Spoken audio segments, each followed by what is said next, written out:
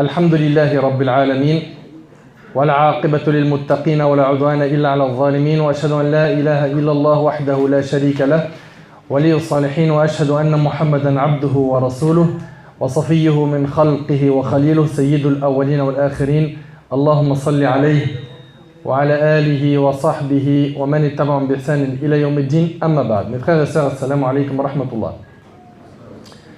Tout d'abord, je remercie Allah tabarak wa ta'ala de nous avoir facilité cette rencontre, ce déplacement.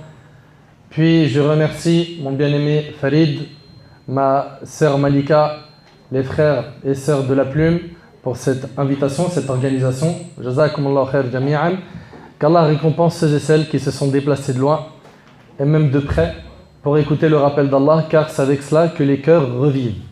Et l'objet de mon intervention aujourd'hui, bi'idhnillah, c'est de parler sur le cœur, et le thème d'aujourd'hui, avec l'aide d'Allah tabaraka wa ta'ala, sera « Soigne ton cœur ». Ahbab al-kiram, très heureux d'être avec vous. Et souvent quand on se déplace, les gens ils disent « Ah, mashallah, on a le frère Ismaïl, mashallah, on a le frère Mehdi, Cheikhna, le docteur, qu'Allah le préserve, ou bien le frère Nader Abou Anas est là. Pour ma part, je suis Al-Abd al-Da'if. Je ne suis pas à l'image de ce que vous avez dans la tête. L'imam Shafi'i rahimallah, il disait « Uhibbu as-salihin wa lastu minhum ». Je ne sais même pas où me placer quand j'entends ça. Il disait « J'aime les pieux et je n'en fais pas partie ». Vous imaginez? Ça c'est l'imam Shafi'i rahimallah, et pour ceux et celles qui connaissent sa biographie, ils savent à quel point c'était quelqu'un de pieux, rahimahullah. Et aussi nos ancêtres, ils disaient, et ça c'est une invocation que je m'impose de la faire tout le temps. Pourquoi? Parce que comme je vous dis, il suffit de 3-4 vidéos pour que les personnes nous mettent sur des piédestals, nous appellent Cheikh, Fadil t'es Cheikh, tapis rouge, on te réserve quel hôtel. Pour ma part, tout ça je ne me reconnais pas dedans. Je ne me reconnais pas dedans. D'ailleurs, quand on se déplace, on n'aime pas les hôtels, les voitures de luxe, on dort chez un frère, mets-moi un matelas par terre, ma fille échelle, pas de souci. L'essentiel, c'est quoi? C'est de partager ce moment ensemble et pas vivre dans le bling-bling, dans les strass et les paillettes. Et je demande à Allah subhanahu wa ta'ala de me pardonner ce que vous ne savez pas.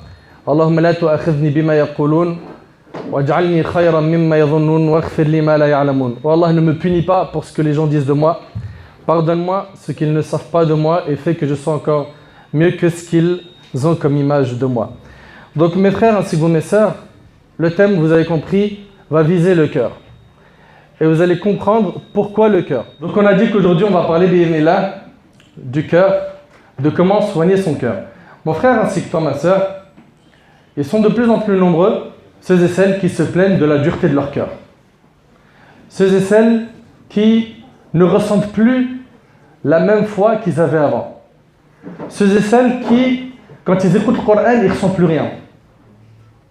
Quand ils le lisent, pareil, ça ne lui fait plus le même effet. Son cœur a durci.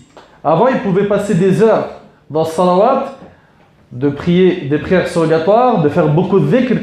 Maintenant, il a changé. Sa foi, elle a baissé. Il se plaint. La sœur se plaint. Ils ont sonné l'alarme. Mais ils ne savent pas comment remédier à ce problème. C'est pour ça que je vous ai dit, et je le répète, on va parler de comment faire pour soigner son cœur. On va voir ensemble, Inch'Allah, pourquoi est-ce que ta foi a baissé. Pourquoi est-ce qu'aujourd'hui tu te lâches dans les péchés, petits et grands. Pourquoi est-ce qu'aujourd'hui tu fais des péchés en secret à fond, alors qu'avant ce n'était pas ton cas. Mon frère ainsi que toi ma sœur, rappelle-toi à tes débuts. À tes débuts, mashallah, tabarakallah, tu étais quelqu'un de très chaud. Et généralement, c'est comme ça qu'on est. Quand on rentre dans le dîn, il y a le hamas, on est motivé. Hein, on ne fait pas la différence entre ce qui est obligatoire et ce qui est sunnah. Est-ce que ça fait partie de la religion? Oui, khalas. Et d'ailleurs, quand on entend parler de sunnah, on veut tout mettre en pratique, jusqu'à même se disputer avec ceux qui ne vont pas aller aux plus petits détails comme toi. Et puis après un certain temps, toi qui étais sensible au rappel, toi qui étais à fond dans les adorations, tu as eu une baisse de foi.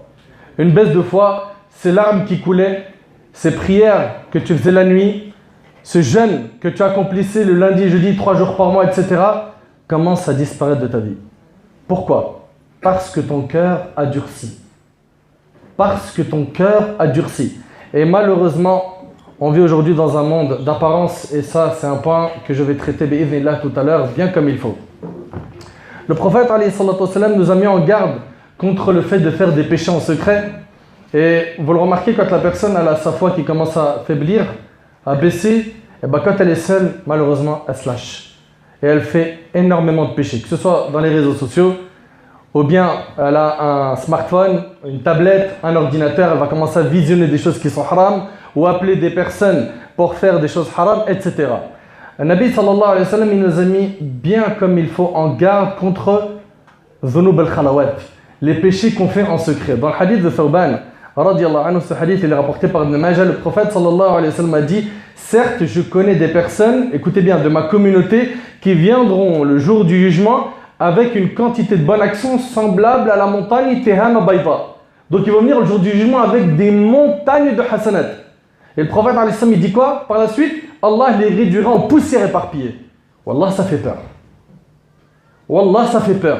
Et là, un parmi les compagnons, il a eu le réflexe que sûrement on aurait eu du vivant de Nabi alayhi salam, il a dit: Ya Rasulallah, décris-nous ces gens-là. Décris-les-nous, pour pas qu'on tombe dans le même panneau qu'eux. Il a dit, radiyallahu anhu, il a dit: ô messager d'Allah, décris-les-nous, dévoilez-nous, afin que nous ne soyons pas parmi eux par ignorance de notre part. Et là, le prophète sallam, il a dit: ce sont certes vos frères. Et il prie comme vous le faites. Ce sont des gens qui font salat, mais ce sont des personnes qui, lorsqu'elles sont seules face aux choses sacrées d'Allah, les violent. Quand ils sont devant la solitude, ils ont quoi comme réflexe? La désobéissance. Alors que, subhanallah, parmi les moyens de se rapprocher efficacement d'Allah Ta'ala, c'est de rechercher les moments de solitude pour l'invoquer, lui demander pardon et se rapprocher de lui. Et se rapprocher de lui. Mais, Shaitan, il ne se repose pas. Il manipule les gens.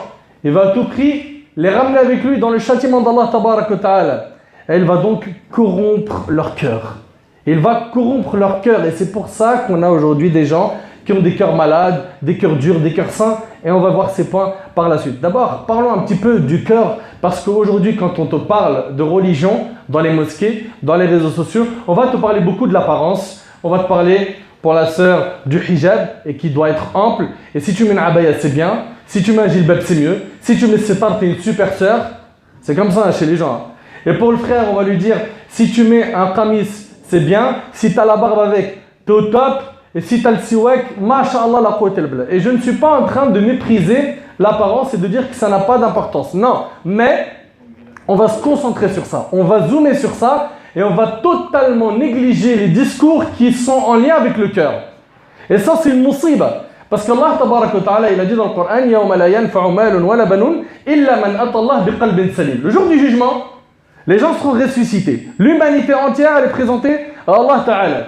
Et Allah Azza wa Jalla nous dit que le jour où ni les biens, ni les enfants ne seront d'aucune utilité, sauf quelqu'un qui s'est présenté à Allah avec un cœur saint.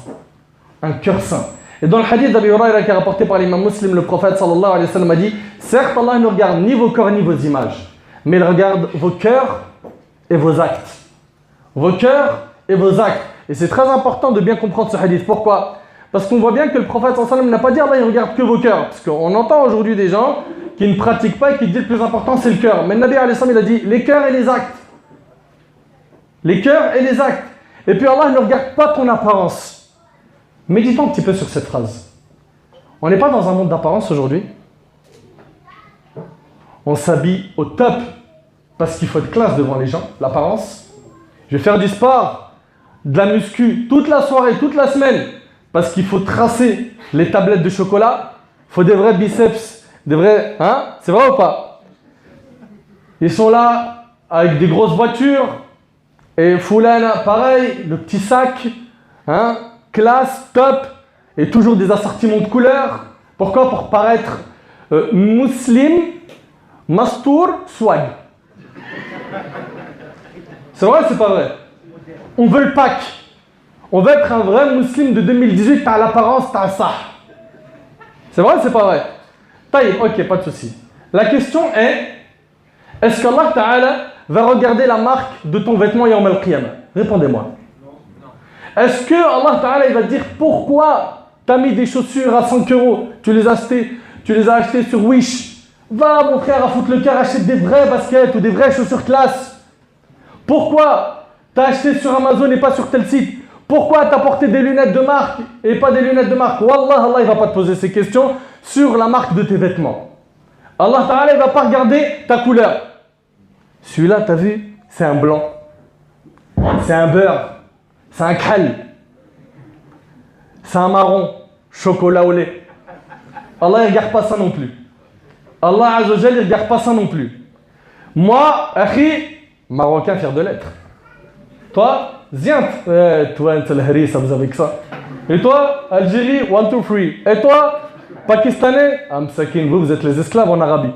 Et toi. Et donc, les gens pensent aujourd'hui qu'Allah Ta'ala va regarder Yawm al-Qiyamah ton origine, ta sape, tes vêtements, la couleur de ta peau, ce que tu as dans le compte bancaire. Non, tu te trompes. Allah Ta'ala, il ne va pas te juger sur pourquoi est-ce que tu es gros ou maigre, blanc ou noir, grand ou petite taille. Allah Ta'ala, il va regarder ce qu'il y a dans ton cœur. Ou Abdullah ibn Shakhir, radiyallahu anhu, comme c'est dans Tirmidhi, il dit, quand j'ai vu le prophète alayhi salatu wassalam prier, je le voyais pleurer, on dirait une marmite en ébullition. Voilà ce qu'il faut atteindre. Quand nos pieux prédécesseurs nous parlent de Abu Bakr, radiyallahu anhu, ils disent quoi? Ma sabaqa Abu Bakr al-nas bi kafarati salat wala siyam. Donc il n'a pas, Abu Bakr, devancé les gens par la multiplication de ses prières, ses jeûnes, ses aumônes, mais par quelque chose qui a atterri dans son cœur. L'amour d'Allah et du prophète. Comment sont nos cœurs? Est-ce qu'on se consacre à nos cœurs comme on se consacre à notre apparence? Tu es là toute la journée dans la salle de sport, pas de problème, c'est pas interdit. Mais est-ce que tu rentres aussi dans la salle de sport du cœur pour muscler ton cœur? Voilà, tu as un cœur qui est tout fragile. La plus petite épreuve t'écroule par terre. Le vrai croyant, qui a bien musclé son cœur, dès qu'il entend une musiba, il dit comme Allah Ta'ala a dit dans le Coran, Inna lillahi wa inna ilayhi raji'un. Il peut être tout maigre, mais il a une foi en lui, dans son cœur, qui fait en sorte que c'est une montagne dans le moment des épreuves. Et un autre, il est corpulent, grand gabarit, une armoire à glace. Allô, t'as eu ça comme épreuve, t'as perdu ton emploi. Il s'effondre en larmes, il est au bout de sa vie. Ça y est, il lui faut la ventoline immédiatement, il ne peut plus respirer. Pourquoi Yari? Pourquoi? Parce que ces gens-là se sont concentrés sur l'apparence. Et même quand on rentre dans le dîner, on le voit, les gens ils sont toujours là et disent ouais, j'ai une sœur à te présenter, Orti. Écoute bien, j'ai une sœur à te présenter, ma sœur. Donc un frère, il va essayer de présenter une sœur. C'est un frère, mashallah, il a la barbe et le qamis. Regarde la description. Et je le dis, je le répète, je ne suis pas en train de dévaloriser l'apparence sunnah, mais simplement on s'est trop attardé sur ça. Au point où, dites-moi s'il vous plaît, dans vos fréquentations et les éducateurs religieux que vous fréquentez, que vous côtoyez, que vous écoutez sur le net ou dans vos mosquées, combien d'entre eux vous parlent de qiyamul layl, de prier la nuit? Combien d'entre eux vous parlent du mérite de pleurer par crainte d'Allah? Combien d'entre eux vous parlent de dhikr, de afkar al-sabah ou al-masa, d'évoquer Allah le matin et le soir? Combien d'entre eux vous parlent d'évoquer Allah abondamment, de demander pardon à Allah tout le temps? Abdullah ibn Umar radiyallahu anhu, il dit que dans une assemblée, on pouvait compter 100 istighfar de Nabi alayhi salatu wassalam. T'imagines? Il est dans une assemblée, on peut compter 100 fois. Le Nabi alayhi salatu wassalam, il dit astaghfirullah. T'imagines? Et nous qui commettons des excès du matin au soir, mon frère, moi, alhamdoulilah, je suis bien, je suis mieux qu'un tel, et on regarde toujours ceux qui sont en dessous de nous dans la religion, alors que ça doit être l'inverse. On doit regarder ceux qui connaissent le Coran, ceux qui ont appris la religion et qui la transmettent, ceux qui connaissent al-tajwid, ceux qui connaissent al-fiqh, ceux qui connaissent al-lugha al-arabiyya, ceux qui connaissent al-aqida, ceux qui connaissent al-hadith. Ces gens-là, on doit les envier. Et c'est dans ça que le hasad, il est autorisé, c'est ce qu'on appelle d'ailleurs al-ghibta, al-hasad al-mamdouh. C'est comme le Nabi alayhi salam, il a dit dans le hadith de Mas'ud, la hasada illa fi ithnatan. Il n'y a point d'envie permise, si ce n'est que dans deux choses. Vous connaissez? Quelqu'un à qui Allah il lui a donné un savoir, il l'enseigne, et un autre, il a donné de l'argent, il le dépense dans les nobles causes. Eux, on les envie. À part ça, la règle, c'est de regarder ceux qui sont en dessous de nous. Au lieu de te comparer à celui qui a acheté le dernier 4x4 de je ne sais quelle marque, au lieu de te comparer à celui qui a un appart surmeublé. Chez lui, c'est magique. Tu rentres, Allahu Akbar. Regarde pas ça. Regarde tes frères et sœurs qui marchent des kilomètres pour avoir de l'eau dans des puits qui ne sont même pas potables en Afrique. C'est à eux qu'il faut se comparer. Mais malheureusement, on voit tellement de bienfaits qu'on est devenu insouciant. Asabatna al-ghafla. Ça y est, on est tombé dans l'insouciance. On ne voit même plus les bienfaits d'Allah. On ne les voit plus. Wallahi al-azim, on en a des paquets. Le docteur, s'il vous détaille juste les bienfaits du corps humain, il peut ne pas s'arrêter. La circulation du sang. Le corps, comment il est, subhanallah, comment est-ce qu'il fonctionne? Le cerveau, rien que le cerveau, on pourra en parler pendant longtemps. Et Allah Ta'ala, il nous demande d'être reconnaissant, de le remercier. Donc, mes frères ainsi que vous, mes sœurs, le cœur a une importance capitale. Et pour purifier son cœur et avoir cet apaisement intérieur, il y a pas mal de choses à respecter. Et c'est ce qu'on va essayer de résumer ensemble, car le temps ne nous permet pas de traiter ce sujet de manière complète. C'est un sujet qui pourrait prendre des séminaires, des semaines et des semaines. Le prophète, alayhi salatu wassalam, il a dit, sachez que dans le corps humain, il y a un morceau de chair. S'il est bon, tout le reste du corps est bon. Et s'il est mauvais, tout le reste du corps, il est mauvais. Ce morceau de chair, c'est le cœur. Et comme il dit Ibn al-Qayyim, rahimahullah, il dit, le cœur est pour le corps ce qu'est le roi pour ses soldats. T'as vu, le roi, s'il est bon, ses soldats, est-ce que ce sera des tyrans et ils vont faire n'importe quoi et abuser de leur poste? Non. Mais par contre, si le roi il est mauvais, les soldats ils sont mauvais. C'est pareil, le cœur c'est le roi. Le cœur c'est le roi. À toi mon frère ainsi que toi ma sœur de surveiller ton cœur. Allah Ta'ala ne regarde pas vos corps ni vos images, mais il regarde vos cœurs et vos actes. Concentrons-nous bien comme il faut sur nos cœurs et nos actes. Et tout à l'heure mon frère m'a dit qu'Allah le préserve. Il a dit quelque chose, wallah, ça me fait vraiment mal au cœur, ça me fend le cœur de l'entendre et de le répéter. Mais comme vous le savez, le rappel profite aux croyants. Surtout ceux qui viennent de commencer dans le dîn, ils sont mal orientés. Et en particulier les convertis. Msakin, wallah, je les plains. Je les plains quand ils sont mal entourés. Et je suis très heureux pour eux quand ils ont des bons éducateurs. Des gens qui vont les orienter comme il le faut. Ils viennent rentrer dans le dîn et tout de suite, on lui montre l'obscurité. Que c'est un cocktail d'interdits. Qu'à part haram et bid'a, il n'y a rien. Tout ce qui est autour de nous, c'est pas bon.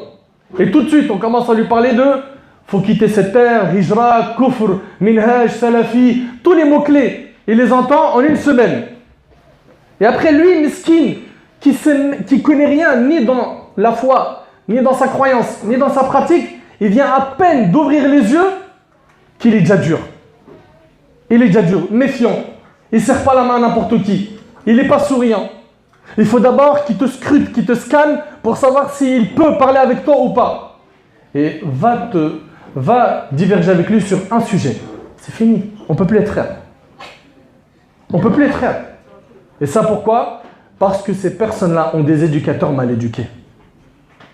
Parce que ces personnes-là ont des gens qui leur enseignent sans avoir le bagage nécessaire. Vous savez, vous allez avoir beaucoup de gens qui vont vous donner de ulum shar'iyya et qui vont apprendre beaucoup de moutoun, beaucoup de livres, etc. et qui vont transmettre. Mais, illa man rahima rabbi, sauf ceux à qui Allah a fait miséricorde, il n'y en a pas tant que ça des éducateurs parmi eux. T'en as qui vont te donner du savoir, mais ceux qui vont te donner l'éducation, ils se font de plus en plus rares. Tu en trouves un, ne le lâche plus. Ne le lâche plus. Ne le lâche plus, pourquoi? Parce que lui, il va te dire à chaque fois comment il faut faire. Parce que nous tous, on est des étudiants en sciences religieuses, on apprend, on évolue, on chemine petit à petit, et il faut toujours que tu aies au-dessus de toi quelqu'un qui t'encadre, quelqu'un qui te conseille, quelqu'un qui t'oriente. Donc Allah ne regarde ni nos corps, ni nos images, mais il regarde nos cœurs et nos actes. Et le prophète, alayhi salatu wassalam, il a dit, la piété se trouve ici. Wa ashara ila sadri. 3 fois, il a dit, alayhi salatu wassalam, la piété se trouve là. Et il a pointé du doigt quoi? Le cœur. Et je vous le dis, je le répète, les gens aujourd'hui, ils voient la piété que dans l'apparence. Ahbab al-kiram, les cœurs sont de 3 types. On a le cœur sain, on a le cœur malade, et on a le cœur mort, wal-'iyadhu billah. Le cœur sain, c'est celui qui est attiré par les bonnes actions, qui est attiré par l'obéissance d'Allah subhanahu wa ta'ala et qui s'écarte de la désobéissance et des péchés. Le cœur malade est celui qui vit entre 2 mondes. Tantôt il est dans le péché, tantôt il est dans les bonnes actions. Le cœur mort, wal'iyadhu billah, qu'Allah nous en préserve, c'est celui qui est déconnecté de la religion et qui ne veut pas en entendre parler. Tu lui parles de religion, tu lui parles de Coran, tu lui parles de hadith, tu essaies de lui faire un rappel, il trouve toujours le moyen de s'esquiver. Ah, excuse-moi, j'ai un coup de fil. Tu mets le Coran, il dit Smahli, j'ai un peu mal à la tête, tu peux baisser le volume, ça ne te dérange pas d'éteindre. Alors qu'il est en train d'écouter pendant 10 heures de la musique avant. Pas de souci. Mais dès qu'il s'agit de Coran, il commence à être fragile. Et le diable, sachant qu'il sait qu'il y a 3 types de cœur, il s'est penché sur cet organe pour le corrompre, tantôt avec les ambiguïtés, tantôt avec les péchés. Donc Iblis, lui, ne va pas se reposer. Il va tout faire pour ruiner ton cœur. Et rapidement, mon frère ainsi que toi, ma soeur, quels sont les signes qui prouvent que ton cœur est dur? La première des choses, c'est que tu ne ressentes rien en écoutant un rappel comme celui-là ou en écoutant du Coran. Ça, c'est une musiba. Wallahi al-azim, c'est une musiba. C'est-à-dire que tu es en train d'entendre parler d'Allah et de son prophète, alayhi salatu wassalam, du paradis et de l'enfer, des avertissements et des recommandations de notre religion, et tu es insensible. Ça, c'est une catastrophe. Wallahi al-azim, c'est une musiba. C'est une musiba. Allah tabarak wa ta'ala a dit وَمَنْ أَعْرَضَ عَنْ ذِكْرِ فَإِنَّ لَهُ مَعِيشَةً ضَنْكًا وَنَحْشُرُهُ يَوْمَ الْقِيَامَةِ أَعْمَى. Quiconque se détourne de mon rappel, dit Allah, tu te détournes de la religion? Ben regarde, le résultat, tout de suite, il est annoncé par Allah. Il mènera certes une vie pleine de gêne. Ta vie, Wallah, combien j'ai parlé avec des personnes, ils avaient de l'argent, ils avaient des bons postes, ils avaient tout ce que tu peux vouloir obtenir dans la vie d'ici-bas, mais ce qui leur manquait, c'était la foi. C'était quelque chose dans leur cœur qui leur manquait. C'était quoi? De renforcer son cœur par Qala Allah, Qala Nabi alayhi salatu wassalam. Ces personnes-là, quand ils se sont repentis, ils me l'ont dit, et ils sont par dizaines et par centaines, ils m'ont dit, mon frère Nader, depuis que je suis revenu dans le dîn, je vis un bonheur que je ne peux pas décrire. Le fait qu'aujourd'hui je crois en Allah, au prophète alayhi salam, que je pratique la religion d'Allah, c'est dans ça que je m'apaise. Mon oxygène, il est dans les rappels. Et d'ailleurs, je vous recommande, mes frères ainsi que mes sœurs, hormis le fait que vous devez faire beaucoup d'adoration et d'invocation, écoutez beaucoup de rappels. Wallah al-azim, c'est hyper important. Écoutez des rappels car c'est la nourriture de l'âme. Et de l'autre côté, Allah Ta'ala il nous dit Man amila salihan min dhakarin aw untha wa huwa mu'min falanahyyannahu hayatan tayyiba. Quiconque, mâle ou femelle, fait des bonnes actions tout en étant croyant, nous lui ferons vivre une bonne vie. Et la meilleure vie que tu peux avoir, c'est de nourrir ton âme, de lui donner ce qu'elle recherche. De même dans les mariages, les gens regardent souvent quoi? Le physique, regarde plutôt l'âme de cette sœur. Le prophète alayhi salatu wassalam, il dit les âmes sont comme des armées mobilisées. Fama ta'arafa minha talaf. Celles d'entre elles qui s'entreconnaissent s'attirent et celles qui se méconnaissent se repoussent. Choisis ta future femme en fonction de son âme et pas de son physique. Et je vous ai dit, aujourd'hui on est nombreux à négliger notre âme, à négliger notre cœur. Donc la première des choses, premier signe que ton cœur il est dur, c'est quoi? C'est que tu ne supportes pas d'écouter des rappels, que tu ne supportes pas d'écouter le Coran. Deuxièmement, parmi les signes aussi de la dureté des cœurs, c'est le fait de ne pas aider les pauvres, de ne pas se soucier de leur état, de ne pas aimer les gens. De ne pas aimer les gens. Et ça aussi, c'est une catastrophe.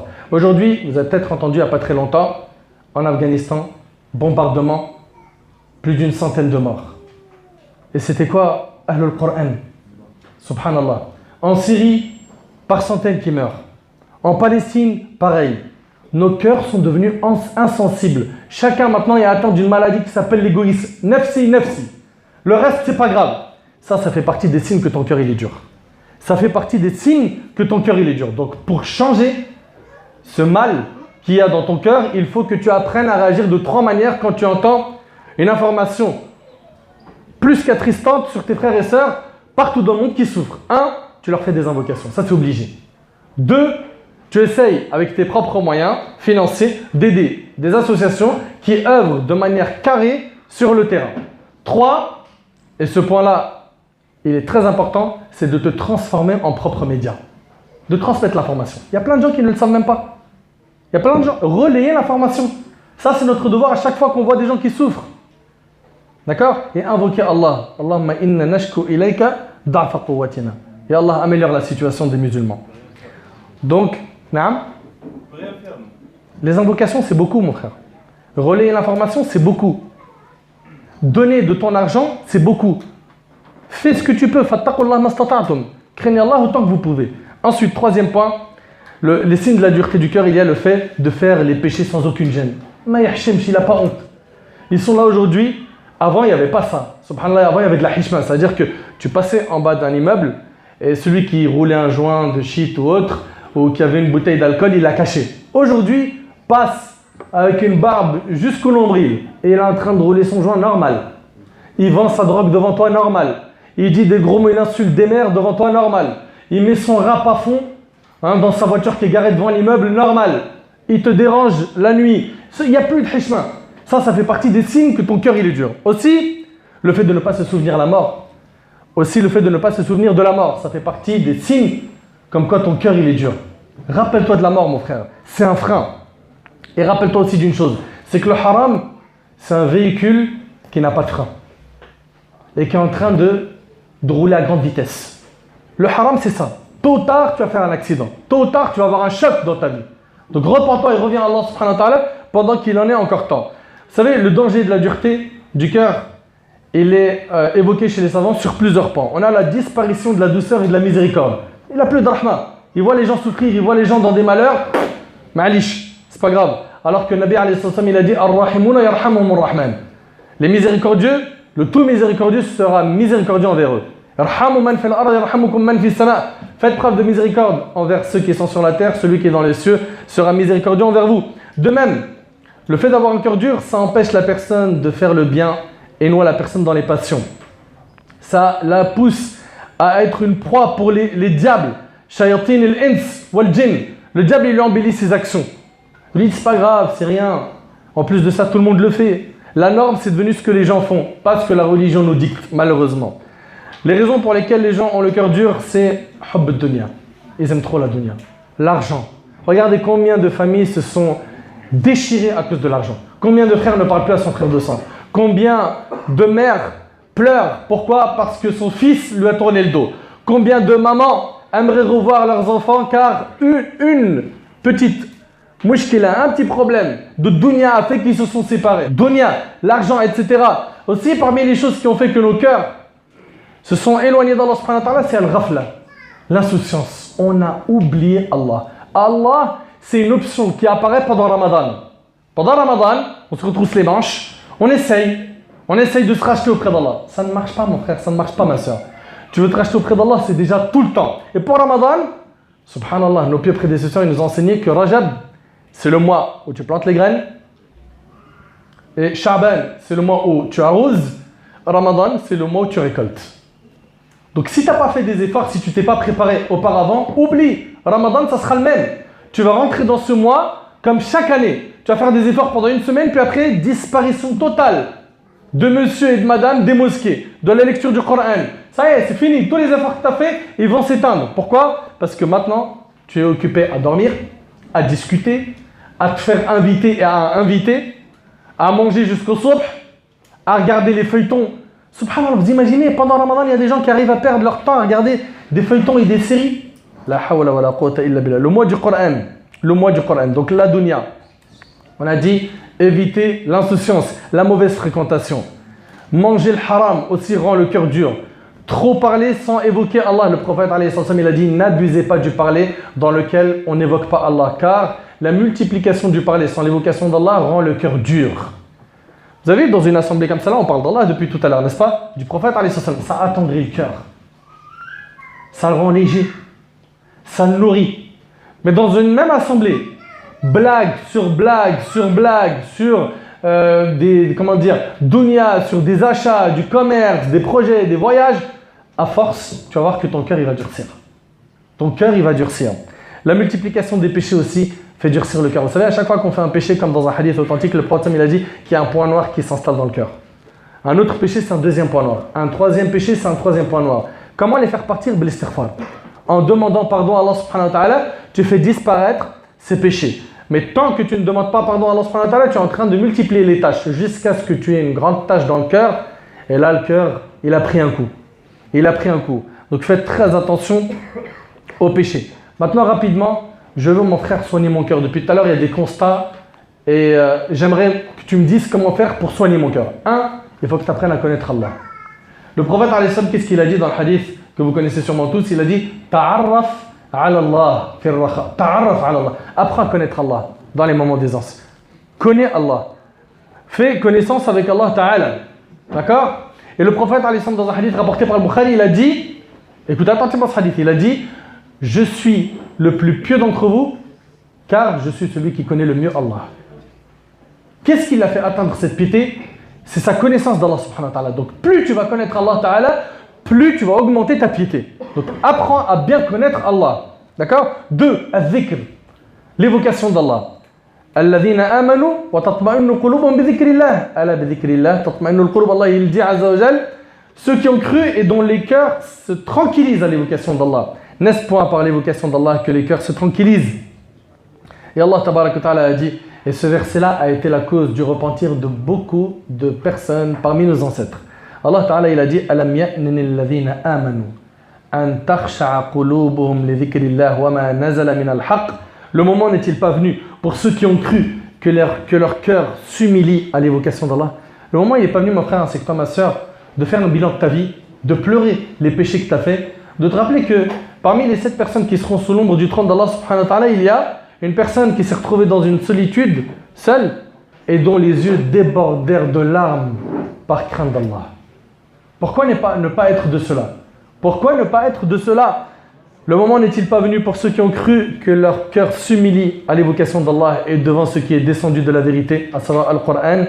Tu veux donc purifier ton cœur, on a dit 1. Connaître Allah. 2. L'évocation d'Allah. 3. Médite sur la création d'Allah, ça va faire grandir Allah dans ton cœur.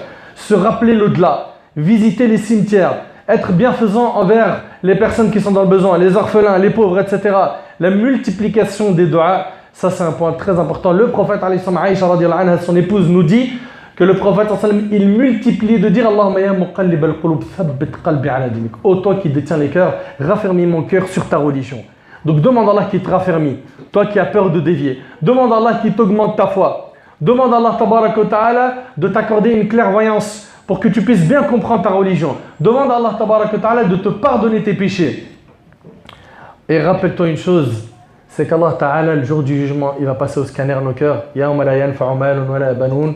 Yawma la yanfa'u malun wa la banun illa man atallah biqalbin salim. Le jour où ni les biens, ni les enfants ne seront d'aucune utilité, sauf pour celui qui se présente à Allah avec un cœur saint. Corrigeons nos propres personnes, écartons-nous des endroits qu'Allah déteste, rapprochons-nous des bons endroits, rapprochons-nous des bons endroits, rapprochons-nous des bonnes fréquentations. Je demande à Allah Ta'ala que toute personne qui a écouté ce rappel se soucie en numéro 1 de l'état de son cœur et que chacun d'entre nous commence à analyser l'état de son cœur.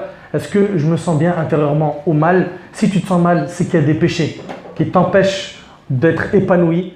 Corrige ton comportement, corrige ta relation avec Allah Tabarak wa Ta'ala, soit à l'image du prophète alayhi salatu wassalam et des compagnons radiyallahu anhum qui sont eux nos modèles, et qui nous permettent de bien comprendre notre religion. Allah subhanahu wa ta'ala an yanfa'ani bima qultu wa yanfa'akum bima sami'tum. هذا ما أعلم والله تبارك وتعالى أعلى وأعلم.